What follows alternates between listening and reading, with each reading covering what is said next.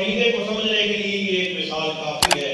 اللہ ہمیں سمجھنے کی توفیق عطا فرمائے. اور یہ مال ہے، مال کی محبت اللہ رب کائنات نے بندوں کے دل میں رکھی ہے، لیکن اس سے زیادہ وہ مال بندے کو محبوب ہونا چاہیے، وہ اپنی جمع پونجی انسان کو محبوب ہونی چاہیے جو مال دینے والے کا حکم مان کے اس کے راستے میں خرچ کر دی جائے. وہ مال بڑا قیمتی ہے، وہ مال انسان کے لیے بڑا فائدہ مند اور نفع مند ہونے والا.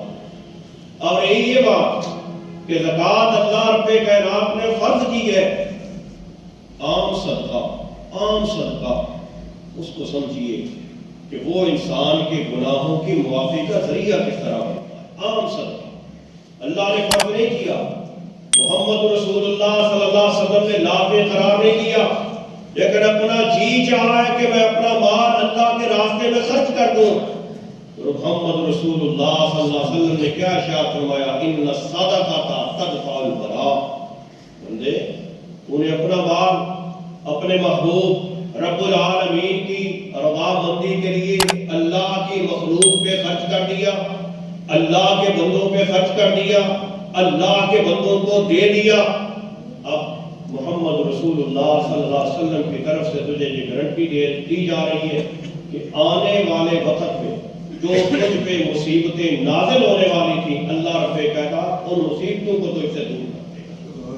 مال اپنی مرضی سے خرچ کیا ہے، اللہ نے نہیں پابند کیا، محمد رسول اللہ صلی اللہ علیہ وسلم نے ذمہ داری نہیں لگائی، لیکن اپنی مرضی سے خرچ کیا ہوا مال انسان کے مستقبل کو محفوظ بنا دیتا ہے، انسان کے مستقبل میں آنے والی مصیبتوں کو ٹالنے کا ذریعہ بنا دیتا ہے. اور وہ مال جس کا شوق محمد رسول اللہ صلی اللہ علیہ وآلہ وسلم نے دلوایا ہو، جس کو فرض اللہ رب کائنات نے کیا ہو، وہ انسان کے لیے کتنا نفع مند اور کتنا فائدہ مند ہے. اور ویسے بھی دیکھیے انسان سے کوئی ذاتی خطا ہو جاتی ہے، ذاتی غلطی ہو جاتی ہے، شریعت پہ لا کے اپنے آپ کو پیش کر دیتا ہے. شریعت نے اس کے لیے کیا رہنمائی دی؟ محمد رسول اللہ صلی اللہ علیہ وآلہ وسلم کی خدمت میں صحابی حاضر ہو رہے ہیں.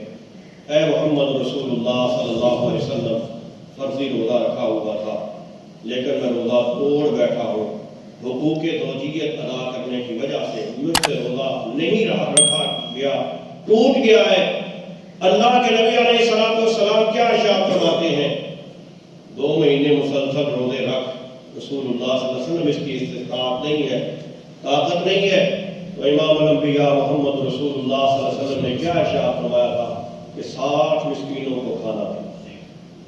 سمجھیے، یہ دوسرے کو کھلانا، دوسرے کی خدمت کرنا، دوسرے کے لیے طعام کا انتظام کرنا، مشروبات کا اہتمام کرنا، کھانے کا اہتمام کرنا، یہ انسان کے لیے کتنے بڑے درجات میں فوقیت کا باعث بن جاتا ہے. ذاتی غلطی ہے بندے کی، ذاتی کوتاہی ہے، لیکن محمد رسول اللہ صلی اللہ علیہ وسلم کیا ارشاد فرماتے ہیں؟ 60 مسکینوں کو کھانا کھلا دے. اللہ رب کائنات کھانا کھلانے کی وجہ سے تیری بخشش فرما دیں گے، تجھ پہ رحمت کو نازل فرما دیں گے، تیرے گناہ کی معافی ہو جائے گی. اب شریعت کیا انسان کو حکم دے رہی ہے کہ تیری ذاتی غلطی تو سمجھتا ہے، تیرا گناہ بہت بڑا ہے، خطا بہت بڑی ہے، لیکن اس کے تدارک کے لیے اللہ رب کائنات نے جو حل تجھے عطا کیا ہے اس حل کو سمجھ، دوسروں کو تو کھلانے والا بن جا، اللہ رب کائنات تیری معافی کا سبب بنا دیں گے. قرآن پاک میں اللہ رب کائنات نے ارشاد فرمایا، بندے بات بات میں قسمیں اٹھاتے ہیں. قسم اٹھانا ہر انسان کا ذاتی فعل ہے. کسی نے کسی کے سر پہ کوئی تلوار نہیں سوتی ہوئی کہ قسم اٹھا. فرمایا بات بات پہ قسمیں اٹھاتے ہیں. اللہ رب کائنات ان قسموں کا تو اس سے معاوضہ نہیں کریں گے، تم سے معاوضہ نہیں کریں گے. لیکن اگر کسی بندے نے باہوش و حواس صدقے دل سے قسم اٹھا لی ہے، اب اس قسم کو پورا نہیں کر سکتا. تو کیا معنی بن گیا کہ یہ قسم یہ گناہ کا باعث بن گئی، غلطی ہو گئی، قسم اٹھا لی. اب اس موقع پہ اللہ رب کائنات کا قرآن کیا کہتا ہے؟ اب تو نے قسم اٹھائی ہے بذات خود ہوش و حواس میں اپنی مرضی سے، بغیر کسی کے دباؤ کے، بغیر کسی کے مجبور کیے، اس کے مستقبل کا قصد کر کے تو نے قسم اٹھا لی ہے. اب تو نے گناہ بہت بڑا کر دیا ہے. اگر تو اس قسم کو پورا نہیں کرتا، اب قسم کا کفارہ ذکر کر دیا تو کیا ارشاد فرمایا؟ 10 بندوں کو تو کھانا کھلا، 10 بندوں کو کھانا کھلا، یعنی دوسروں کو کھانا کھلانے کی وجہ سے اس بندے کا ذاتی گناہ معاف ہو رہا ہے۔ یہ درجے رکھے اللہ رب کائنات نے انسانیت کی خدمت میں، دوسروں پہ اپنا مال خرچ کرنے کی وجہ سے اللہ رب کائنات انسان کو یہ فوقیت عطا فرما رہے ہیں۔ بارہا ہم نے سنا ہے سیدہ خولہ رضی اللہ تعالی عنہا کا واقعہ قرآن پاک میں اللہ رب کائنات نے ذکر کر دیا، قد سمع اللہ قول التی تجادلک فی زوجہا وتشتکی الی اللہ۔ اے محمد رسول اللہ صلی اللہ علیہ وآلہ وسلم، رات کا سناٹا ہے، رات کی تاریکی ہے، دروازہ بجتا ہے، سیدہ عائشہ رضی اللہ تعالی عنہ دروازہ کھولتی ہے، خاتون اجازت چاہتی ہے، اندر حاضر ہوتی ہے، امام الانبیاء محمد رسول اللہ صلی اللہ علیہ وآلہ وسلم سے محو گفتگو ہو جاتی ہے، باتیں کرتی ہیں۔ سیدہ عائشہ رضی اللہ تعالی عنہ کیا ارشاد فرماتی ہے، میں بھی کمرے میں موجود، گھر میں موجود، حجرے میں موجود، لیکن میں سمجھ نہیں پا رہی کہ وہ عورت محمد رسول اللہ صلی اللہ علیہ وسلم سے کیا باتیں کرتی ہے۔ کوئی پتہ نہیں، اس نے مسئلہ پوچھا ہے، مسئلہ پوچھنے کے بعد اگر رزلٹ نکلتا ہے اطعام 60 مسکینہ، اے محمد رسول اللہ صلی اللہ علیہ وسلم، یہ عورت آئی ہے، اس کے خاوند نے غلطی کر لی ہے، زیادہ کر لیا ہے، اپنی بیوی کو ماں کہہ لیا ہے، اب اس کے خاوند کا گناہ معاف ہو سکتا ہے، اس کے خاوند کا گناہ معاف ہو سکتا ہے، لیکن معافی ملے گی کیسے؟ اس کے خاوند کو حکم دے دیجئے، آرڈر دے دیجئے 60 مسکینوں کے کھانے کا بندوبست کر دیں۔ اپنے مال سے دوسروں کو کھلانا ہے، دوسروں کو پلانا ہے، اور اپنا ذاتی گناہ بندے کا معاف ہو رہا ہے۔ اسی طرح انسان رمضان المبارک کے روزے رکھتا ہے، رمضان المبارک کے روزے کے آخر میں امام الانبیاء محمد رسول اللہ صلی اللہ علیہ وسلم نے کیا ارشاد فرمایا؟ فطرانہ ادا کرو، صدقات الفطر ادا کرو۔ امام الانبیاء محمد رسول اللہ صلی اللہ علیہ وسلم نے یہاں تک ارشاد فرمایا کہ عید کی نماز پڑھنے سے پہلے پہلے یہ فطرانہ ادا کر دو۔ حالانکہ پورا مہینہ روزے رکھے ہیں، گناہ بڑے معاف ہوئے ہیں، لیکن انسان کو سمجھایا جا رہا ہے وہ تیری جسمانی عبادت ہے، وہ تو نے بذات خود بھوک اور پیاس کو برداشت کیا ہے، لیکن تیری نیکی یہ اعلیٰ ترین نیکی بن جائے گی جب اپنے مال سے غرباء کا حق نکالے گا، مسکینوں کا حق نکالے گا، یتیموں کا حق نکالے گا، ضرورت مندوں کا حق نکالے گا، حاجت مندوں کا حق نکالے گا، بیواؤں کا حق نکالے گا۔ اللہ رب کائنات تیرے روزوں کی قبولیت میں اور زیادہ اضافہ فرما دیں گے، تیرے لیے یہ باعث مسرت بھی بن جائے گا، باعث راحت بھی بن جائے گا۔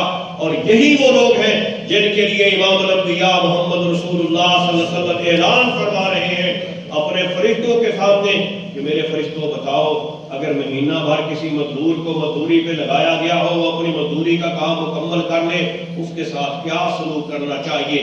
تو فرشتے عرض کرتے ہیں اللہ اس بندے کو مزدوری ملنی چاہیے، اس مزدور کو مزدوری ملنی چاہیے۔ تو میرے اللہ کی طرف سے اعلان ہوتا ہے کہ میں نے اپنے بندوں پہ روزے فرض کیے تھے، جس طرح میرے پاک پیغمبر نے بتلایا یہ اس طرح روزے رکھ کر کے آئے ہیں، اور اس طرح روزے رکھ کے آنے میں یہ فطرانہ بھی شامل ہے، صدقۃ الفطر بھی شامل ہے کہ آج نماز عید کے لیے آگے مال کی قربانی بھی دے کے آئے ہیں، اپنی بھوک پیاس ہر چیز برداشت کر کے آئے ہیں۔ آج بتلاؤ ان کے ساتھ کیا سلوک؟ فرشتوں کی بات سننے کے بعد اللہ کہتے ہیں میرے فرشتوں گواہ رہنا، میں نے روزے داروں کی زندگی کے گناہوں کو معاف کر دیا ہے، میں نے ان کے روزوں کو قبول کر لیا ہے، لیکن یہ بات روزے کا اجر نہیں بنتی۔ یاد رکھیے یہ گناہ جو معاف ہوئے ہیں یہ روزے کا اجر نہیں ہے۔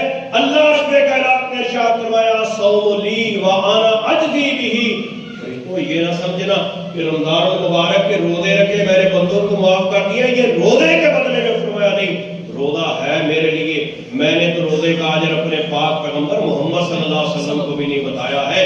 کل قیامت کے دن میرے روزے دار بندے آئیں گے، جنت کا دروازہ کھلوا دوں گا، باب الریان سے گزاروں گا، جنت میں ان کو اپنا مہمان بنا لوں گا، اور وہاں پہ میں اپنے بندوں کو وہ کچھ عطا کروں گا جو دنیا میں انہوں نے کبھی سوچا بھی نہیں تھا۔ یہ اجر اور ثواب اللہ رب کائنات قیامت کے دن اپنے روزہ دار بندوں کو عطا فرمائے۔ لیکن سوچنے کی بات یہ ہے کہ عام صدقہ ہے، عام صدقہ فطرانے کا، اس کی وجہ سے بھی بندے کے گناہ معاف ہو رہے ہیں۔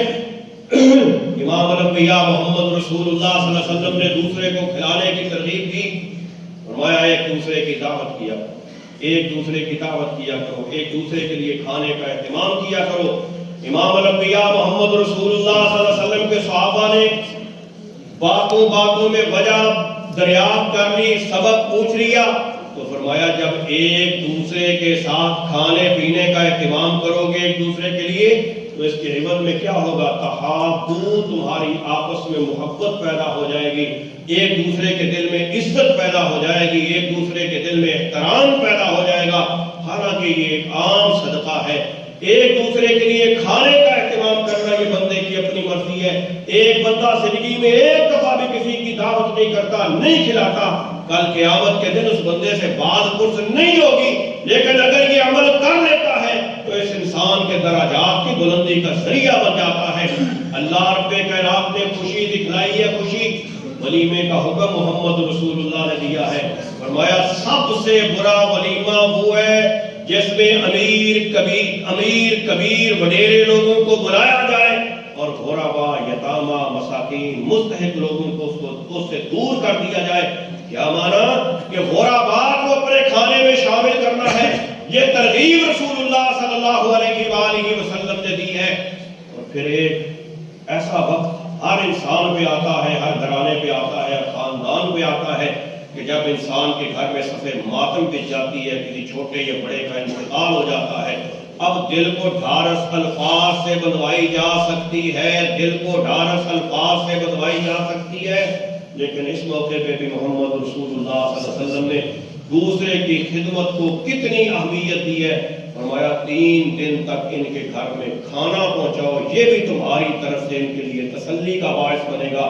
گھر والوں کو ہوش و حواس نہیں ہوتی، وہ حواس باختہ ہوتے ہیں، کھانا پکانے کی ان کے پاس فرصت نہیں، ہمت نہیں ہوتی، لیکن فرمایا اس غمی کے موقع پہ بھی مسلمانوں تمہارا حق ہے کہ تم کسی کے گھر کھانا پہنچاؤ۔ تو یہ ساری چیزیں بتلا رہی ہیں کہ اللہ رب کائنات نے قرآن مقدس میں اور امام الانبیاء محمد رسول اللہ صلی اللہ علیہ وآلہ وسلم نے اپنے فرمان مقدس میں دوسروں کو کھانا کھلانے کے وجہ سے انسان کے ذاتی درجات کی بلندی کی خوشخبریاں سنائی ہیں، گناہوں کی معافی کی خوشخبریاں سنائی ہیں، اور کھلانے والا اس کو بڑا متنبہ کیا ہے، بڑا متنبہ کیا ہے، بڑا خبردار کیا ہے۔ انما نطعمکم لوجہ اللہ لا نريد منکم جزاء ولا شکورا۔ اور کھانا دینے والے، کھانا کھلانے والے تو اپنی طرف سے لوگوں کے کھانے پینے کا اہتمام کر رہا ہے، لیکن خبردار اگر ریاکاری آ گئی، دکھلاوا آ گیا، کسی کے لیے کسی کو خوش کرنے کا کوئی عنصر تیرے ذہن میں آ گیا، تیری یہ نیکی ضائع ہو جائے گی، برباد ہو جائے گی۔ کھانا کھلانا ضرور ہے، دعوت دینی ضرور ہے، دوسروں پہ خرچ کرنا ضرور ہے، لیکن یاد رکھ انما نطعمکم لوجہ اللہ، صرف اور صرف اللہ کی رضامندی۔ جس کو کھلا رہا ہے وہ یتیم ہے، بیوہ ہے، مستحق ہے، مسکین ہے، غریب ہے، کیا اپنے دل میں سوچنا ہے لا نريد منکم جزاء، میں نے تمہاری دعوت اس لیے نہیں کی، اپنا مال تم پہ اس لیے خرچ نہیں کیا کہ کل تم بھی میرے کام آؤ گے، لا نريد منکم جزاء، کسی بدلے کی سوچ نہیں ہے، ولا شکورا، میں اس لیے خرچ نہیں کر رہا کہ جب میں گزروں تو مجھے سلوک مارو گے، میں اس لیے خرچ نہیں کر رہا کہ کھانا کھانے سے پہلے، کھلانے سے پہلے میرے اور تمہارے کوئی تعلقات نہیں تھے، لیکن آج جب میں تمہارے سامنے آؤں گا تو تم مجھے عزت احترام سے سلام پیش کرو گے، تم میرا شکریہ ادا کرو گے۔ میں شکریہ یا بدلہ لینے کے جذبات سے تمہیں نہیں کھلا رہا، میں نے تمہیں کھلایا ہے تو خالصۃ لوجہ اللہ، یعنی مال خرچ کرنے والے کو سمجھایا جا رہا ہے، تنبیہ کی جا رہی ہے کہ بندے اگر اللہ رب کائنات نے تجھے مال عطا کیا ہے تو اپنا مال اللہ کے بندوں پہ، اللہ کے مخلوقات پہ خرچ کر، اس خرچ کرنے کی وجہ سے اللہ رب کائنات تیرے درجات بلند کر دے گا، لیکن اپنی سوچوں کو پاک کر لے، یہ کوئی طریقہ عام طریقہ نہیں ہے، یہ طریقہ امام الانبیاء محمد رسول اللہ صلی اللہ علیہ وسلم۔ مال آتا ہے محمد رسول اللہ صلی اللہ علیہ وآلہ وسلم کی خدمت میں سیدہ عائشہ رضی اللہ تعالیٰ عنہا ارشاد فرماتی ہے کہ آج رات میں نے محمد رسول اللہ صلی اللہ علیہ وسلم کو سکون کی نیند سوتے نہیں دیکھا ہے۔ رسول اللہ رات کو سکون کی نیند سوتے نہیں دیکھا، کبھی دائیں کروٹ کبھی بائیں کروٹ، کبھی اللہ کے نبی اٹھ کے بیٹھ جاتے، میں نے سوال کر ہی لیا اللہ کے نبی خیریت تو ہے، طبیعت ٹھیک تو ہے، آج رات آپ پریشانی کی حالت میں گزار رہے ہیں؟ فرمایا عائشہ کل صبح نا فلانے علاقے سے میرے پاس مال آیا تھا، فلانے علاقے سے میرے پاس کیا آیا تھا، سارا دن میں نے تقسیم کیا ہے، سارا دن میں نے تقسیم کیا۔ عائشہ نماز عشاء پڑھ کے میں گھر آ گیا ہوں لیکن تھوڑا سا مال بچا ہوا ہے، تھوڑا سا مال میرے گھر میں کیا ہے بچا ہوا، سمجھ تو نہیں آ رہی؟ مال دینے کی گل نہیں کہہ رہے، تھوڑا سا مال رسول اللہ نے کیا فرمایا میرے گھر میں جن جن کو سمجھ آ رہی ہے، رسول اللہ نے کیا فرمایا میرے گھر میں تھوڑا سا مال، پریشان عائشہ میں اس لیے ہوں اگر اسی حالت میں مجھے موت آ گئی تو اللہ کی بارگاہ میں کیا جواب۔ اور جن کو مال اللہ رب کائنات نے عطا کیا ہے اور وہ اس مال سے صدقات خیرات نہیں کرتے، وہ میرے بھائی سوچیں کہ ان کی وجہ سے ہمارے گناہ معاف ہونے تھے۔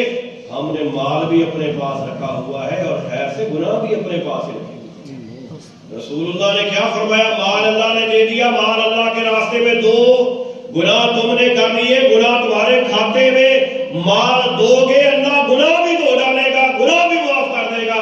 ہم نے کہا نہیں، مال بھی اپنے پاس، گناہ بھی اپنے پاس، اور یہ مال آتے ہیں زکوٰۃ کی طرف، زکوٰۃ اللہ رب کائنات کی طرف سے فریضہ ہے۔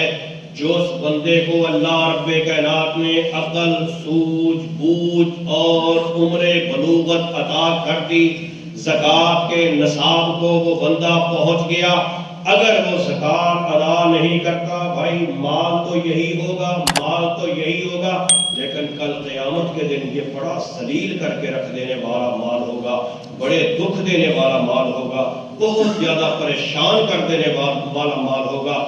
پاک پیغمبر محمد صلی اللہ علیہ وسلم نے کیا ارشاد فرمایا، میدان محشر میں اگر کسی بندے نے بکریاں رکھی ہوئی دنیا میں، بکری کا زکات، بکری کی زکات نہیں دیتا، فرمایا قیامت کے دن اللہ بکریوں کو وہاں لے آئے گا، یہ نیچے پڑا ہوا ہوگا اور بکریاں اس کے اوپر سے چکر کاٹیں۔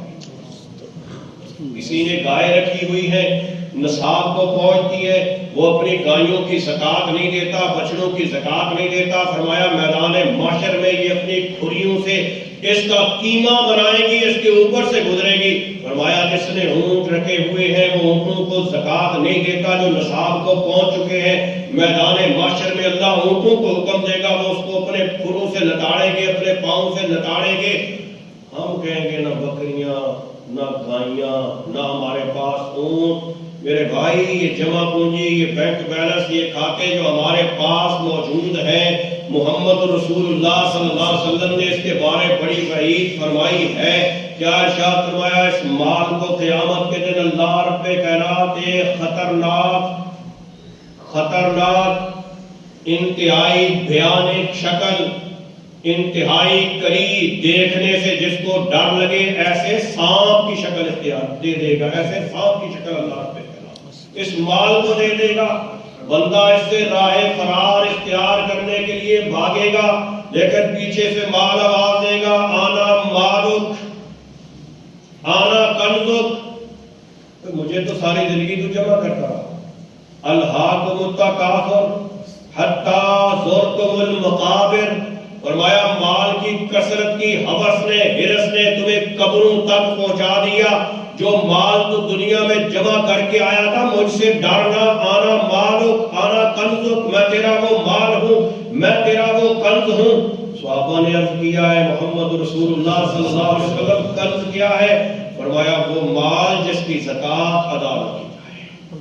اب اس مال سے ملاقات ہوگی دوبارہ، جس نے اللہ کے راستے میں دے دیا اس مال سے ملاقات ہوگی، اجر و ثواب جس مال کی زکات ادا نہیں کی گئی اس مال سے ملاقات ہوگی، لیکن ایک خوفناک اژدہے اور سانپ کی شکل میں وہ اژدہا وہ سانپ، یہ انسان آگے آگے، یہ اس کے پیچھے پیچھے آوازیں دے رہا ہوں، آنا مالک، کہاں جا رہا ہے؟ میں تیرا مال ہوں، آنا کنزک، اور جو دنیا میں جمع کر کے آیا میں وہ تیرا کنز ہوں۔ کنز کا کیا معنی؟ وہ مال جس کی زکات ادا نہ کی جائے۔ مال بڑا پیارا لگتا ہے لیکن زکات کیا ہے؟ زکات اللہ کا حکم ہے، بندہ اپنی مرضی سے صدقے کرے، اللہ بڑے بڑے گناہوں کو معاف کر دیتا ہے۔ جب بندہ اللہ کے حکم سے اللہ کے بندوں پہ خرچ کرے گا، اللہ کے حکم سے اپنے مال کی زکات نکالے گا، تو سنیے محمد رسول اللہ صلی اللہ علیہ وسلم نے ارشاد فرمایا، بندے یہ تیرا مال پاک ہو جائے گا، یہ تیرا مال صاف ہو جائے گا، پھر اس سے تھوڑا سا بھی تو خرچ کرے گا، اللہ رب کائنات اس کا ڈھیروں عوض اور بدلہ عطا فرما دے گا۔ لیکن اگر اس کا حق ادا نہ کیا تو کل قیامت کے دن یہی شکل، یہ پاک پیغمبر محمد رسول اللہ صلی اللہ علیہ وسلم کی زبانیں پاک سے نکلنے والے الفاظ، ان میں شکوک و شبہات نہیں ہو سکتے۔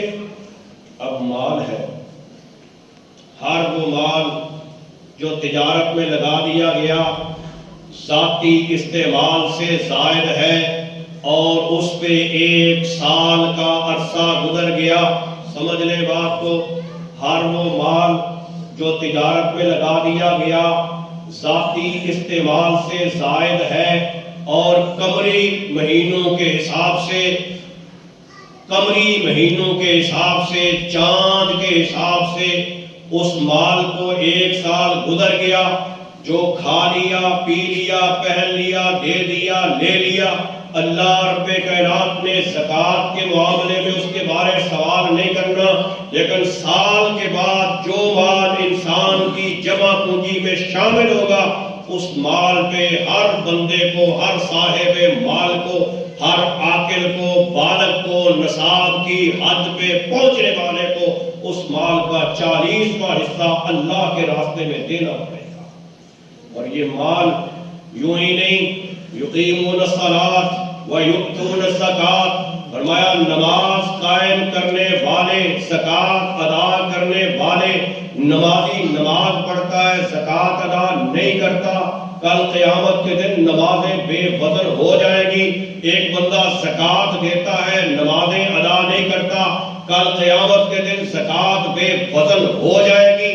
یہ اللہ رب کائنات کی منشا، چاہت ہے، حکم ہے، دونوں کام برابر برابر میں کرنے ہیں۔ نماز کا وقت ہو، نماز ادا کرنی ہے، زکات کا وقت آ جائے، اللہ کے راستے میں اپنے مال کو خرچ کرنا ہے۔ اللہ رب کائنات نے موقع دیا، توفیق عطا فرمائی، تو آئندہ مزید اس کی تفصیل کو سمجھیں گے۔ رمضان المبارک کی آمد ہے، ہمارے ہاں ایک روٹین بنی ہوئی ہے، ہم رمضان میں اپنے مال کی زکات نکالتے ہیں۔ بھائی کچھ دن باقی ہے، اللہ کے ڈر سے اپنے اپنے مال کا حساب و کتاب کیجئے۔ مسائل بہت سے ہیں لیکن وقت کم ہے، مختصر ہے، بلکہ ختم ہو چکا ہے۔ بہت سے مسائل ہیں، ان کو سمجھیے، سمجھنے کے بعد اپنے اپنے مالوں کو پاک کیجئے۔ اللہ کرے پاک مال ہماری دنیا میں بھی کام آئے، ہماری آخرت سنوارنے کا بھی ذریعہ بن جائے، اور اللہ نہ کرے اگر غیر پاک مال چھوڑ کے، غیر زکات ادا شدہ مال چھوڑ کے ہم اس دنیا سے چلے گئے تو یہ مال کل قیامت کے دن مال ہی نہیں ہوگا، یہ ہمارے لیے وبال بن جائے گا، عذاب بن جائے گا، جہنم میں جانے کا سبب بن جائے گا، جنت سے دوری کا باعث بن جائے گا۔ اللہ رب کائنات مجھ سمیت سب کو سمجھنے کی توفیق عطا فرمائے۔ وآخر دعوانا الحمد للہ۔